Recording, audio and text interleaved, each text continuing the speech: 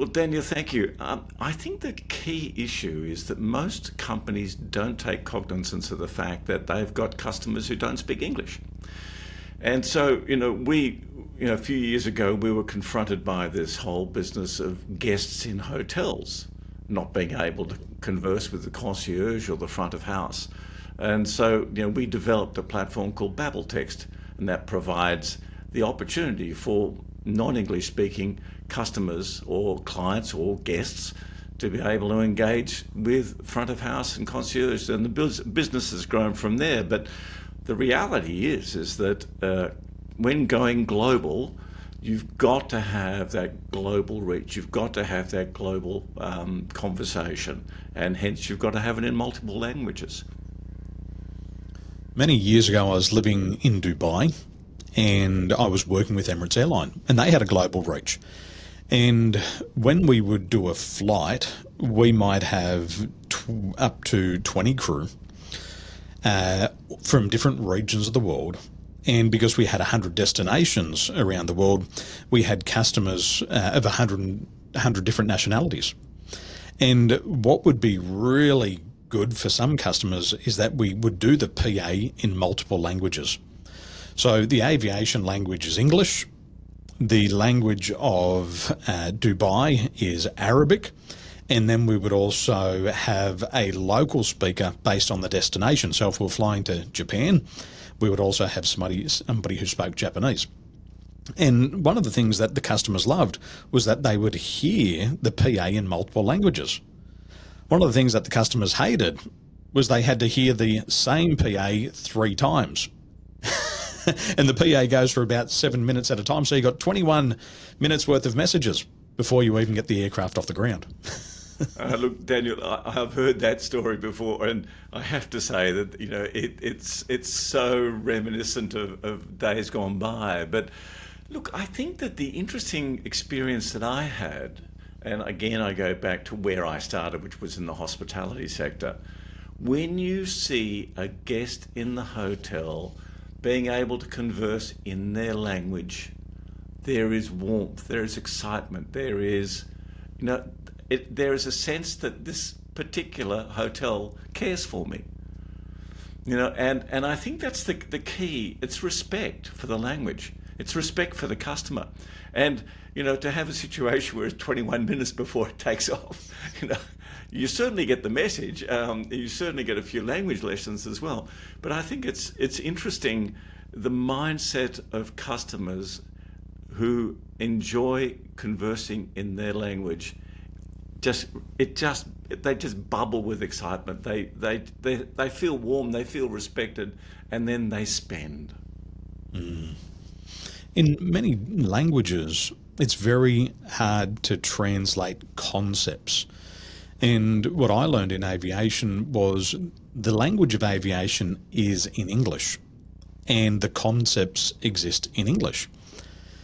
With the Arabic language, the words of flying and the concepts don't exist. So it's not possible to fly in the Arabic language. So everybody has to stick to one language. But it doesn't mean everybody's good at that language. And the same thing with Taiwanese. I asked my daughter, I say, I'm going to give you a word and I want you to translate it and tell me what it means in Taiwanese. So I'll say, what is kangaroo? And she'll tell me the name. And I say, how do you translate that from Chinese back into English? And she says, Dad, kangaroo is pouch rat. I said, what's that? She says, it's a rat with a big pouch on the front. Wow. But Daniel, it's really interesting. You've raised something that was first brought to my attention when, in the early days of BabbleText, we did some testing with the Ethnic Community Council of New South Wales on the platform. And so we had a situation where we had 9 texters, because they were SMSing, and 9 different languages. And so we had Arabic, we had Hindi, we had Cantonese, Mandarin, Greek, Spanish, etc. And we were testing in various different life scenarios. So what we discovered is yes, the platform would automatically translate those messages, present them to the live operators. The live operators would see it in English, they would respond in English, and that response would then be translated back into their various languages. However, you just hit the nail on the head. Cultural sensitivity is critical in the messaging. So when somebody sees a message in Arabic that's been translated to English and said, can I please have some customer support, whatever that may be, they've got to say, okay, I'm responding in Arabic. What words are culturally correct? And they would then respond. So we have included in our journey a bit of cultural sensitivity training for live operators. So company comes on board, we give them the training, but we also give their operators or their customer service agents the ability to understand some of the nuances of various languages to be culturally sensitive. In Arabic, they say inshallah, and inshallah means if it's God's will. And I was working with Chrysler, Jeep, Dodge Automotive in Dubai, and I would be setting appointments. And the locals would say, Daniel, inshallah, I'll come at 11 a.m. And what I quickly learned was that they wouldn't show up at 11 a.m. They wouldn't show up at 12. They wouldn't show up at 1, but they might show up at 3. Now, we had to be sensitive to that culture. But what I didn't realize is that there's 2 different models of time on this planet. There's Anglo-European time, which Aussies and British and Americans follow, and then there's Arabic time. So in Arabic time, if you say inshallah 11 a.m. and you show up at 3, you're considered at the meeting. Because time for them is happening now. Everything is happening now. They don't really have much of a past, 2 weeks. They don't have much of a future, 2-week perception. Where the Anglo-Europeans, a lot of our time comes out of the industrial age. So the factory starts at 9 a.m, the electricity starts and the conveyor belt goes, and then the last package finishes at 5. And so when we say 9 o'clock, it's not 8:55, it's not 9:05, it's 9 o'clock. And I had to learn to get around that. And I'd say to the locals, I'd say, hey, no inshallah. You're either there at 11 or you're there at 3. And if it's 3, just say 3. Well, look, but I had to find that balance because, we're working in 2 different regions of the world. And that was definitely a challenge. And I think so. I think that's right. And I think that going global for any company, those sort of issues are very, very important. Not only the cultural sensitivity, but also the approach whether it's a male or a female. That's also very important in certain regions.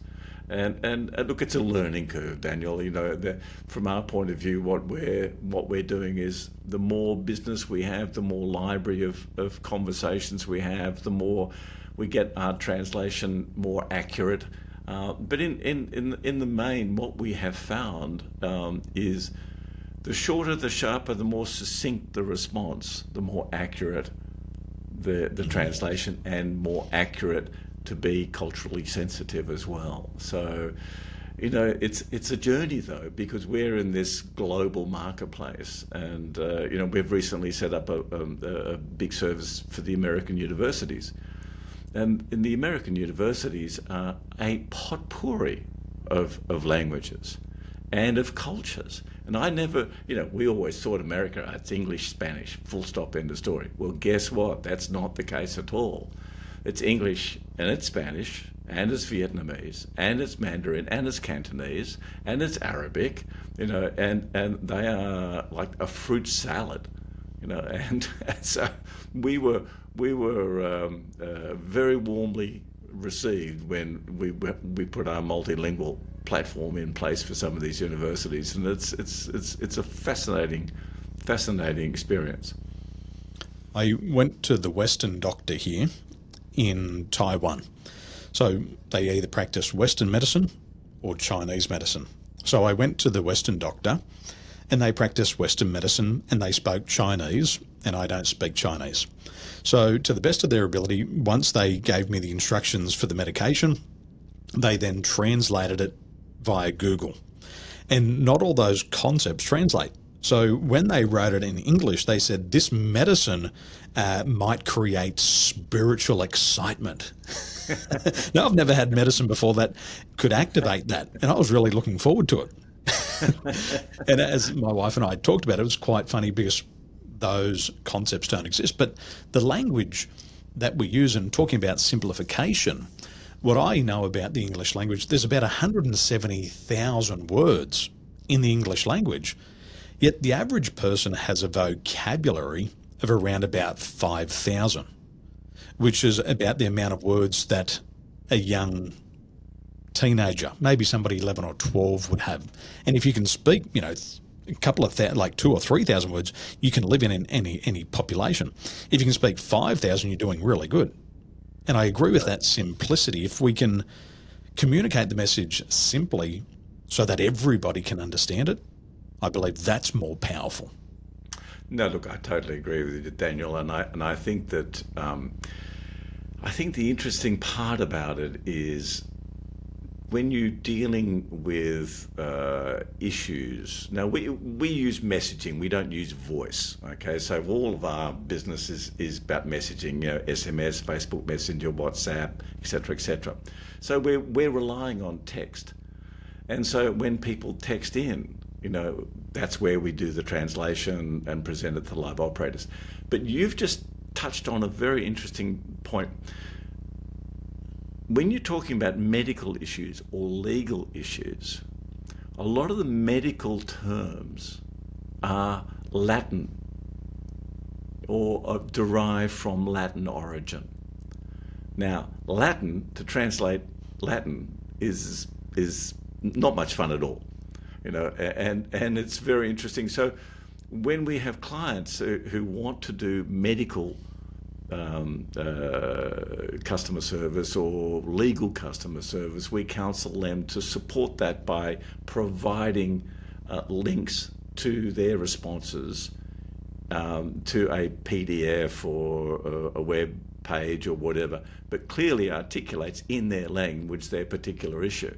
So we support the whole area of medical and legal through additional explanatory type of support, which is essential because look, if you've got we had a situation with the emergency department at St Vincent's Hospital where the fellow, the head of ED for St Vincent's, basically said, Dave, I would love to use your platform, but we're legislated that we can't in a situation like this, because if we have to chop somebody's leg off, they have to really understand that we're going to chop their leg off.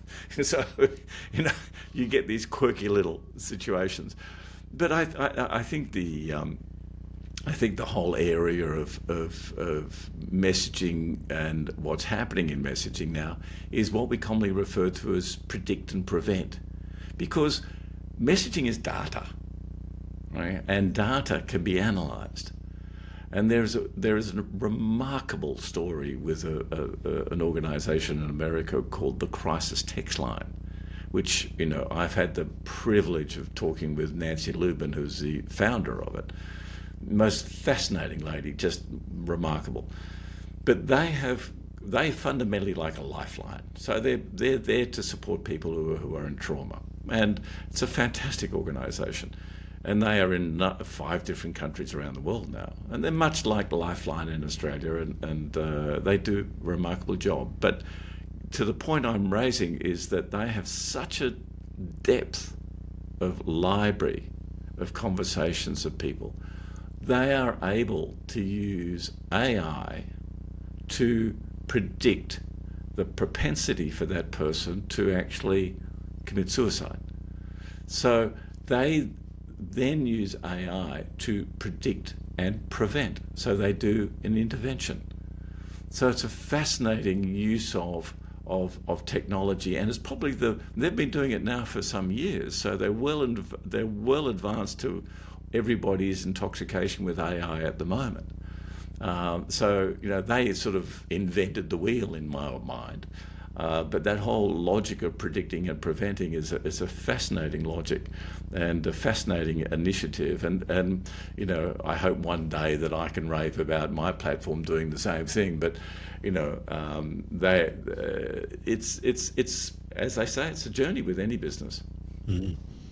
With these language barriers, if we go back maybe 10 or 20 or 30 years, what was the workaround in the past? How did the businesses get around this problem in the past? Did they? Didn't they? What did they do? Daniel, look, it's fascinating you should say that. In the past, it was all live translators. But, you know, we recently have completed a mystery shopping of the top 50 consumer-orientated businesses in Australia. Now, these are insurance companies, you know, and banks and airlines, etc., hotels, etc., but all consumer-facing.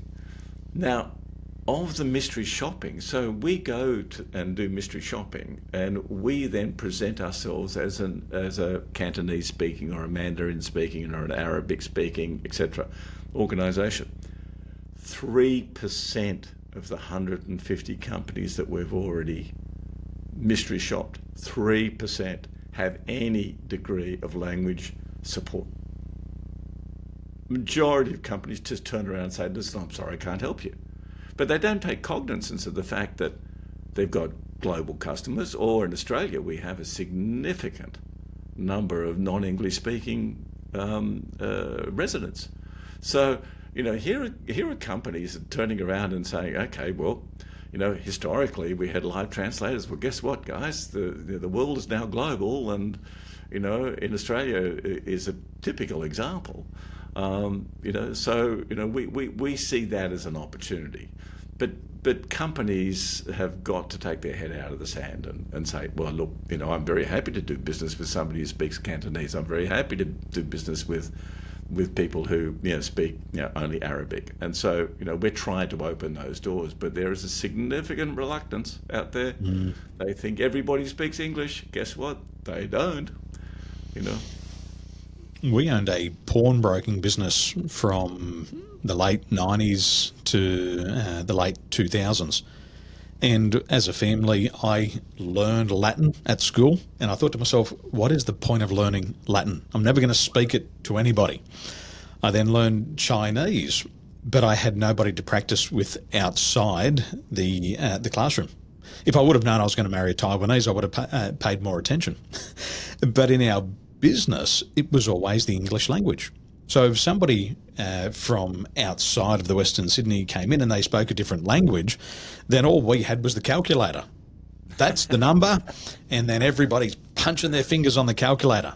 Okay, 100, I'll give you 80. We're not going to do 80, we'll do 95. So we would do it backwards and forwards, and there was a bit of fun and there was a little bit of richness in that. But really, as a customer experience, it was just a transaction. There was no experience. There was no connection. It was very logical, cold, and left brain, and punching numbers and who can punch the best one, and that's it. And so I think there we would have been limited, but even the ability to expand the business into a region of Sydney where English wasn't the business language would have been very difficult. We could have served the Vietnamese, we could have served the Chinese, we could have served the Arabic, only if we would have known the language. Look, and you're right, and as I said earlier on, if you speak their language or you provide the ability for them to communicate in their language, they respect you. And if they respect you, they trust you. If they trust you, they spend with you. It's as simple as that. Now, it's not always a commercial thing. You know, I'm a great believer in, you know, when somebody walks into a room and you know that they're not speaking English, if you look them in the eye and you good old fashioned, you know, handshake and respect and whatever, that's a first step. But you know, I must admit, in the pawn shop, it must have been a hell of a journey. I'm sure there were some fascinating experiences. Well, you learn to read a lot of the non-verbal cues. You're looking at the physiology, you're looking at the eyes, you're looking at the size of the pupils. Are they blown out or are they like a pin? Where's the arm going? all of those things. Even in my family, my wife being Taiwanese and my children being mixed blood, my kids look Aussie. They're loud like Aussie kids, yet they don't like to speak English. And the thing that I've learned is that the Chinese language is so symbolic. It's so rich with the story. And when they translate from Chinese back to English, the meaning disappears. So what I see my wife doing and my children doing is they prefer the richness of their language. And they can be having this long conversation that I don't understand. And then I ask them to translate it and they say, Dad, it's not going to make any sense. Yes. And we don't have that symbology and the 5,000 years of history in the language that for every symbol they have, they access that entire history. And I know it's so different. And look, it's very interesting you should say that because, look, my father was a doctor and he believed very strongly in Asian medicine. He said we are incredibly insecure if we don't acknowledge that they've been practicing medicine for thousands of years before us, and very sophisticated medicine as well. And so it's interesting that this history and the I think the beauty of certain languages, such as the Mandarin Cantonese of this world, and again the Arabic languages. There is so much history there. The only trouble is when you go to Ireland, you have to have a couple of pints before you can really understand it. I practice some complementary medicine, and in the work that I do, we're removing mental and emotional blockages. But what makes it very special is that we can release mental and emotional blockages from past lives or genealogy. Now, Western medicine has shown that trauma can be passed down through the bloodline up to 4 generations. Wow. But most of the people, when they hear about a past life or a genealogical problem, they think it's an exorcist. An exorcist is going to happen. But here in Taiwan, you mentioned past lives, and they say, we believe in this because we've just had Ghost Month, and the whole island is praying for the ghosts to leave this earthbound plane to the spiritual plane. They also worship the ancestors. So when I talk about past lives and things being passed down through the genealogy, they're so open-minded to that. But my problem is taking these concepts from the Western world and getting them translated back into Chinese. And this has always been a limitation for me, because when we translate it from English to Chinese going that direction, they've got the concept, but the language doesn't match up. It's interesting that, isn't it? Look, having the I watched your video on the flying and the trauma of flying. I found that fascinating, and thank you for that. That was an excellent video. And because I think that we've all had those little experiences where we go, oh my God, what's going to happen, I've had an experience where the plane was hit by lightning, and that's not a fun situation. But the being able to how can I say, lose the baggage, for lack of a better description, of past traumas or past issues or past lives or whatever.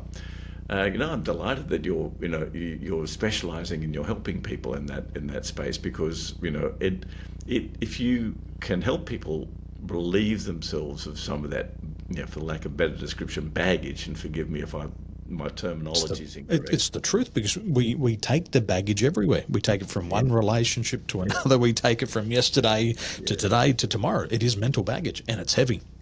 Yes. Oh, no. The typical Australian expression is you've got more baggage than Sydney Airport. But it's great that you're specialising in that, Daniel. It's helpful for people. It's helpful for executives as well. I've had a lot of discussions with executives, and I recently had a fabulous discussion with a very large headhunter, and I said to her, "What are the two real questions that you would like to ask a possible candidate?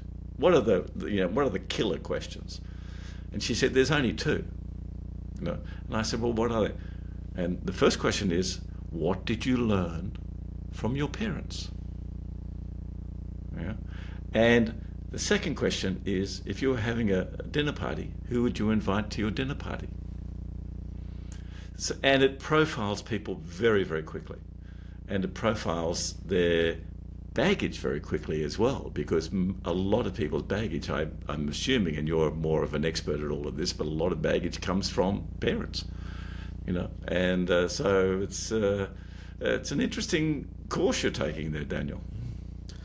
Well, in the first 7 years of our life, and when I say first 7, I'm also including the time we spend in utero.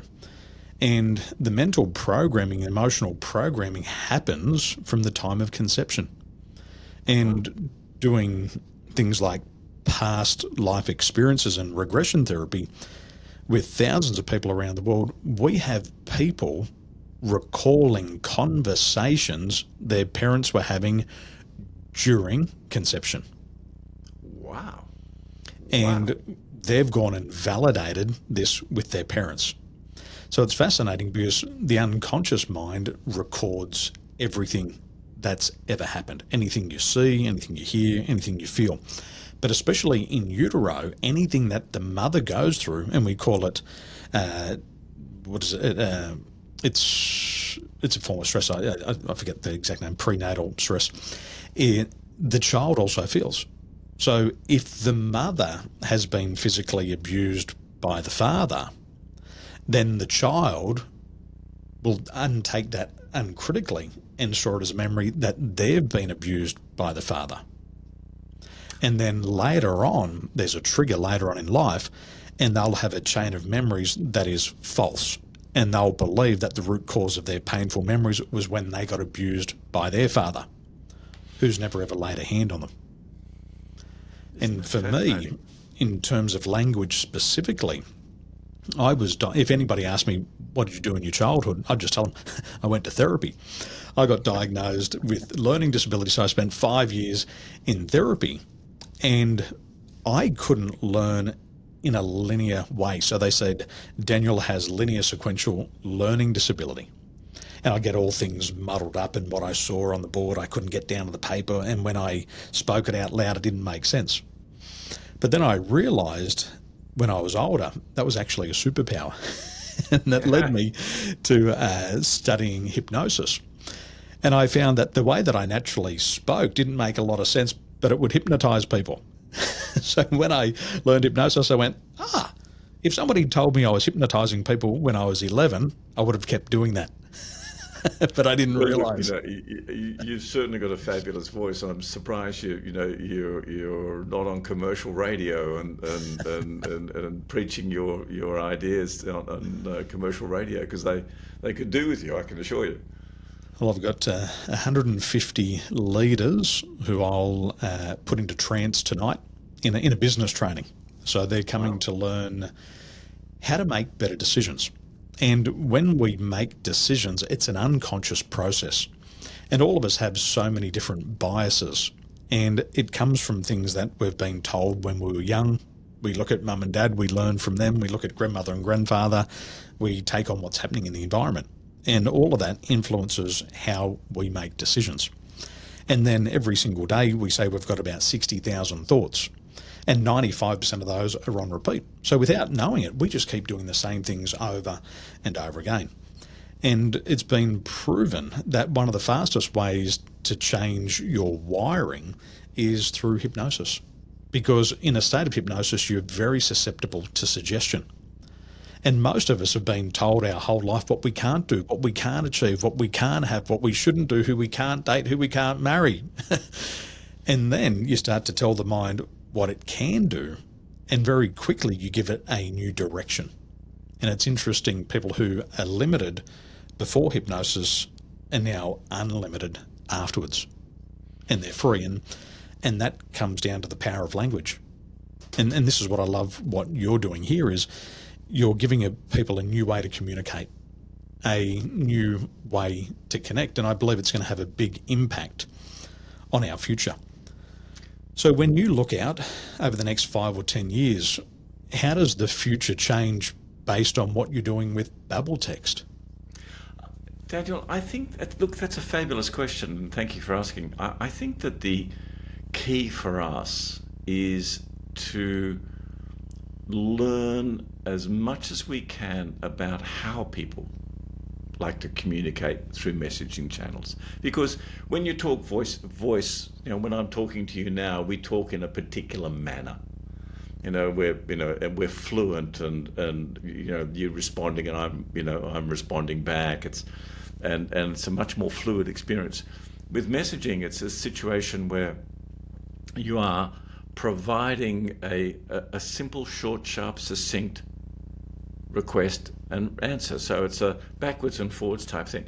And our journey is to try to make that as meaningful as possible, and as accurate as possible, and as culturally sensitive as possible. And I think that technology is being our partner. Right? Technology and the advancements of technology, the implementation of AI, and what AI can do simply makes it better. And once we get a situation where we can address properly and professionally, without training of operators, the cultural sensitivities issues, I think that will help improve it dramatically. And we're doing that manually now, but over time, and then in the next few years, we will probably be armed with a much better understanding of that. And I think that cultural sensitivity is a critical issue in communicating with people with respect. And I think that's my journey. That's what I'm trying to do. I'm trying to solve the language problem for companies who want to go global, who want to have a global footprint. We recently had a situation where we provided the channel called Discord. Now, Discord is like the crypto channel, and the Discord is all about crypto guys talking to crypto guys, and the crypto guys are all in Russia or in China or in Taiwan, or it's a real fruit salad of people. Being able to provide them that multilingual customer service platform, so they don't have to cut and paste into Google Translate and messing it up left, right, and centre, and rather than calling a pot green, they're calling it grey. Our platform has provided these community managers on Discord a lifeline, basically. But I think that from my point of view, that's my mantra. I'm just trying to solve the language problem, Daniel. And if I get better at it, that's great. If I get a lot of people yelling and screaming because I said that you want a yellow handkerchief but you really wanted a blue handkerchief, well, that's the learning curve.